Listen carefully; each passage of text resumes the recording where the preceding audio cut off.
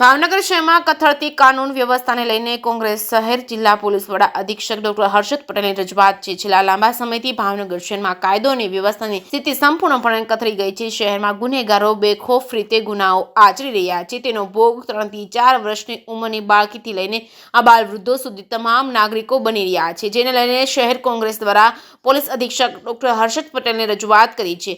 ભાવનગર શહેર કોંગ્રેસ સમિતિ તરફથી અગાઉ પણ શહેરમાં વધતા જતા દારૂ, ગાંજા, એમડી ડ્રગ્સ તેમજ નશાકારક ઇન્જેક્શનના દૂષણો અટકાવવા રજૂઆત થઈ છે, પરંતુ 3 મહિના જેટલો સમય થવા આવ્યો તેમ છતાં હકારાત્મક પરિણામો દેખાતા નથી. દિવાળી જેવા મહત્વના ધાર્મિક તહેવારોમાં પણ શહેરમાં જાહેર સ્થળો અને સર્કલો પર વ્યસનના બંધાણીઓ અને ગુનેગારોનો કબજો હતો. પોલીસની સુસ્તી અને ઓછા સ્ટાફના કારણે દિવાળીની રાત્રિના નિર્દોષ ડોક્ટર સહિતના ખૂન થયું છે. શહેરમાં ટ્રાફિકની પણ સમસ્યા અત્યંત ખરાબ છે. રસ્તા પર અનિયંત્રિત ઢોરના કારણે યુવાનોથી લઈને વૃદ્ધો સુધીના વ્યક્તિઓને ગંભીર ઈજાઓ થાય છે, કાયમી ખોટ રહી જાય છે અથવા તો મૃત્યુ પણ થઈ જાય છે.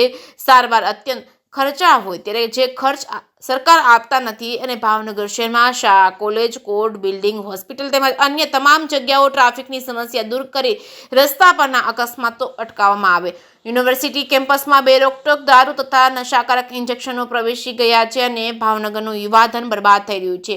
નશાકારક ચીજ વસ્તુઓ એટલી સરળ છે અને સસ્તી થઈ ગઈ છે કે શહેરના કોઈપણ વિસ્તારમાં કોઈપણ રકમમાં નશો સરળતાથી મળી રહે અને અસમજુ માણસો નશો કરી અત્યંત ગંભીર ગુનાઓ કરે, જેનો ભોગ ત્રાહિતો અને ગરીબો બની રહ્યા છે. તાજેતરમાં જ માત્ર 4 વર્ષની બાળકીનો બળાત્કાર થયો હતો. તેનું તેમજ તેના પરિવારનું જીવન બરબાદ થઈ ગયું છે. તેનું પણ યોગ્ય વળતર અને પરિવાર તેમજ બાળકીને કાઉન્સેલિંગ કરવામાં આવે તેવી રજૂઆત કરવામાં આવી છે. જે ગેસ ન્યૂઝ ગુજરાતી સાથે હિરેન ભાયાણી, ભાવનગર. આજે તમે પોલીસ અધિક્ષક ભાવનગર જિલ્લામાં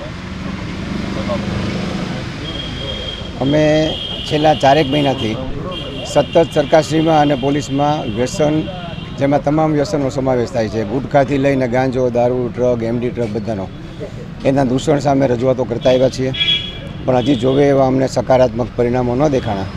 અને આ વ્યસનો અને સિસ્ટમની અમુક લેક્યુનાને કારણે ભાવનગરમાં સતત ગુનાખોરી વધતી રહે છે. દિવાળીની રાત્રિએ નિર્દોષ માણસોના ખૂન થયા અને કાંઈ કોઈ પણ કારણ વગર ખૂન થયા. એનું કારણ એ હતું કે લોકો નશામાં હતા ચારે બાજુ.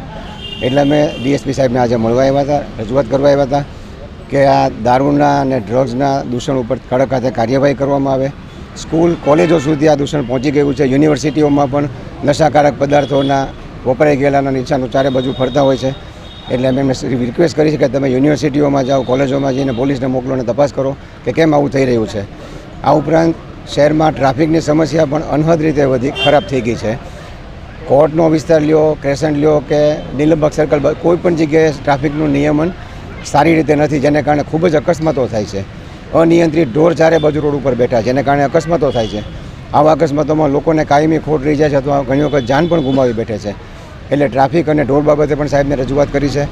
વળી ભાવનગર શહેરમાં આપણે જોઈએ તો 4 દિવસ પહેલાં એક નાની દીકરી ઉપર બળાત્કાર થયો છે. 4 વર્ષની દીકરી ઉપર બળાત્કારી છોકરો પણ વ્યસન, એવું સાંભળ્યું છે કે વ્યસનના ઇન્ફ્લુઅન્સમાં હતો.